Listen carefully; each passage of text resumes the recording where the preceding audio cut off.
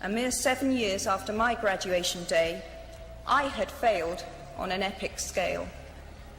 An exceptionally short-lived marriage had imploded, and I was jobless, a lone parent, and as poor as it is possible to be in modern Britain without being homeless.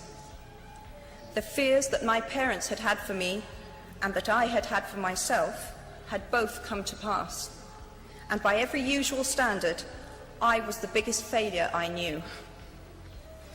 Now, I'm not going to stand here and tell you that failure is fun. That period of my life was a dark one, and I had no idea that there was going to be what the press has since represented as a kind of fairy tale resolution. I had no idea then how far the tunnel extended, and for a long time, any light at the end of it was a hope rather than a reality. So why do I talk about the benefits of failure? Simply because failure meant a stripping away of the inessential. I stopped pretending to myself that I was anything other than what I was, and began to direct all my energy into finishing the only work that mattered to me. Had I really succeeded at anything else, I might never have found the determination to succeed in the one arena where I believed I truly belonged. I was set free because my greatest fear had been realized, and I was still alive, and I still had a daughter whom I adored, and I had an old typewriter and a big idea. And so rock bottom became the solid foundation on which I rebuilt my life.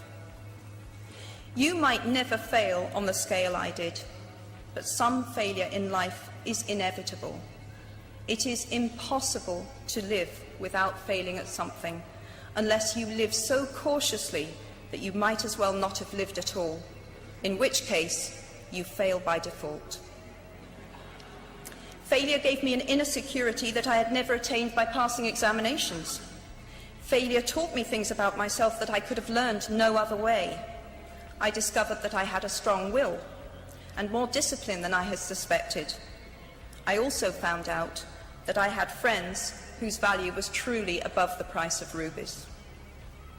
The knowledge that you have emerged wiser and stronger from setbacks means that you are, ever after, secure in your ability to survive. You will never truly know yourself or the strength of your relationships until both have been tested by adversity. Such knowledge is a true gift,